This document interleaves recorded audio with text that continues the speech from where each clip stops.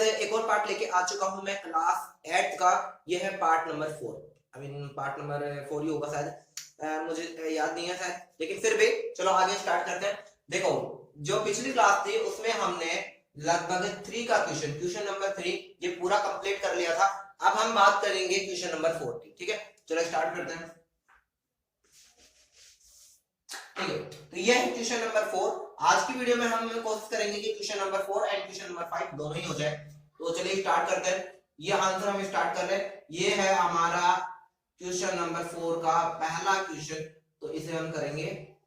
ठीक है, ठीक है, तो ये क्वेश्चन है। तो गाइस इसे करने के लिए बहुत एकदम सिंपल मेथड है, कोई दिक्कत नहीं है। देखो ऐड लिखा है, ऐड की पावर -1, तो ऐड को हम लिख देंगे 2 की पावर 2 इंटू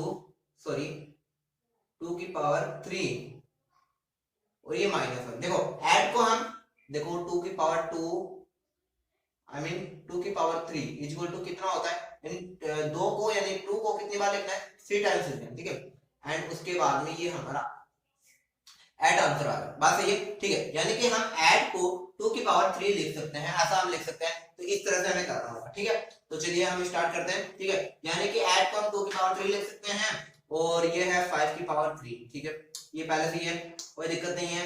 एंड 2 की पावर -4। अब एक काम करते हैं, इसको हम बना लेते हैं। ये देखो स्टेप में आंसर करना है, बिना स्टेप अगर छोड़ोगे तो आंसर में दिक्कत हो सकती है। क्वेश्चन की फ्रेम अच्छे से नहीं होगी, आपकी जो प्रेजेंटेशन है वो अच्छे से नहीं होगी, इसलिए स्टेप नहीं छोड़नी है। बिना स्टेप आंसर करोगे तो दिक्कत हो जाएगी। ठीक है, तो इस तरह से आंसर करना है। अब क्या करना है, देखो अब हम ये कर सकते हैं, मैं अगली सीरीज में आंसर लेके चल रहा हूँ इसका। ये डंडा मैं थोड़ा इधर खींच लेता हूँ।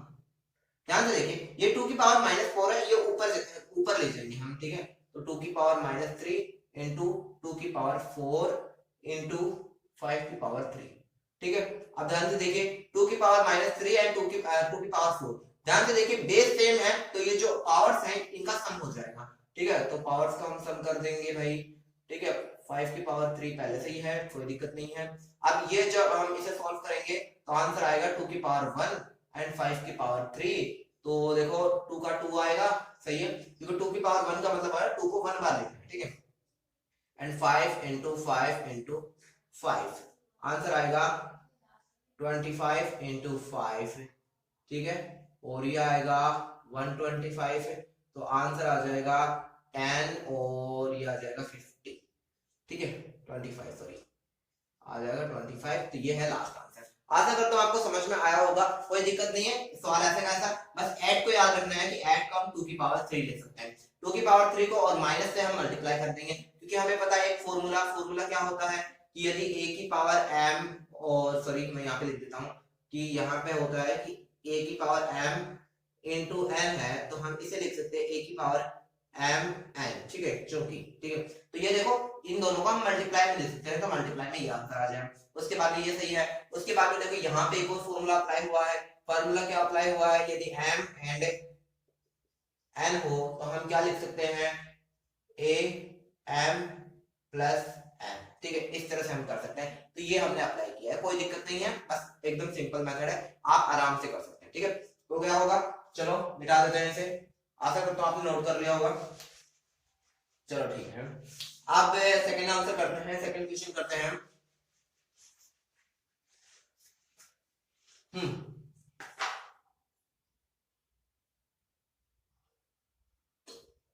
5 की पावर -1 एंड 2 की पावर -1 इंटू 6 की पावर -1। देखो ध्यान से क्या करना है, 5 की पावर -1 पहले से ही है, 2 की पावर -1 एंड 6 को हम क्या लिख सकते हैं, 6 को हम लिख सकते हैं 2 की पावर, नहीं चलो इसको 6 को ऐसे रहने दो, एक बार 6 को ऐसे रहने दो। हम इसको सॉरी, ये तो वही मेथड हो गया। ठीक है, अब इसमें करना क्या है, देखो देखो ध्यान से, बेस डिफरेंट डिफरेंट है लेकिन पावर सेम है। यदि बेस डिफरेंट डिफरेंट हो और पावर सेम हो तो हम क्या कर देंगे, इनको सम कर देंगे, यानी कि इन दोनों को मल्टीप्लाई कर देंगे और पावर ऐसे कैसे लगा देंगे। ये फॉर्मूला हम जानते हैं। ठीक है, तो इस फॉर्मूले को अप्लाई करेंगे तो हम क्या कर सकते हैं, 10 और 10 की पावर -1 इंटू 6 की पावर -1।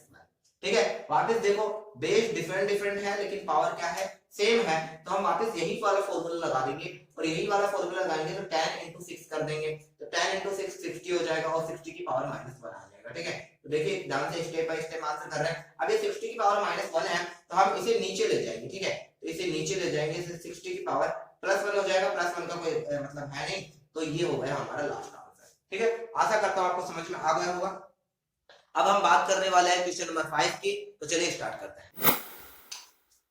तो गाइस अब स्टार्ट करने वाले हैं क्वेश्चन नंबर 5, तो चलिए स्टार्ट करते हैं, ठीक है। तो क्वेश्चन नंबर 5 आपके सामने है, ये बोल रहा है find the value of m, यानी m का हमें वैल्यू निकालनी है और हमारे पास ये क्वेश्चन गिवन है। तो हमें देख रखा है गिवन दैट, ठीक है, आंसर स्टार्ट कर रहे हैं हम, ठीक है, आंसर स्टार्ट कर रहे हैं और गिवन क्या है हमें 5 की पावर m डिवाइड 5 की पावर -3 एंड 5 की पावर 5, ठीक है, तो ये हमें क्वेश्चन गिवन है। तो अब हम आगे देते हैं, आगे देखते हैं हमें क्या करना होगा, ठीक है। अब देखिए, देखो सारों में यानी जो ये सारी डिजिट्स हैं इनमें जो बेस है यानी कि जो आधार है वो सेम है, ठीक है, तो हम क्या करेंगे, इनको इस तरह से लिख सकते हैं, अगर सारे में आधार सेम है तो इनकी जो पावर्स है उनमें हम नियम अप्लाई कर देंगे, ठीक है। लेकिन हम जानते हैं, क्या जानते हैं, यदि a इंटू ए, लेकिन सॉरी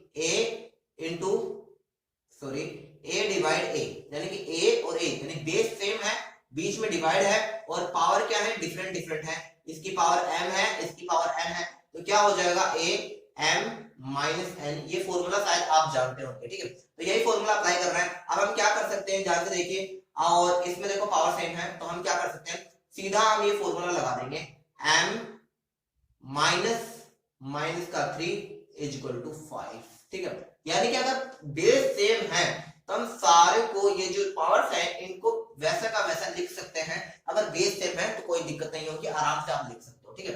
तो इस तरह से हमें आंसर करना होगा। अब शायद मेरे अकॉर्डिंग अब आपके लिए आंसर निकालना बहुत इजी हो गया होगा, m minus N minus plus हो जाएगा, ठीक है, ये कोई दिक्कत नहीं है, ठीक है, और फिर हम कर सकते हैं m इज इक्वल टू 5 -3 और फिर हम आंसर आ जाएगा m इज इक्वल टू 2, ठीक है। तो इस तरह से आंसर निकालना है। तो गाइस आशा करता हूं आपको ये वाला सवाल भी समझ में आ चुका होगा। अगर वीडियो अच्छी लगे तो लाइक करना, शेयर करना, सब्सक्राइब करना, और अगर आपने पिछली वाली वीडियो नहीं देखी है तो गाइस से पिछली वाली वीडियो देख लेना। धीरे धीरे करते करते हम इस चैप्टर को भी कंप्लीट कर देंगे। आप बस ओनली फॉर 6 एंड 7 का क्वेश्चन बचा हुआ है, वो भी जल्दी हो जाएगा, कोई दिक्कत नहीं है। उसके बाद में हम 10.2 स्टार्ट करेंगे एंड धीरे धीरे आपका कोर्स भी हो जाएगा, ठीक है। ओके गाइस, शुक्रिया।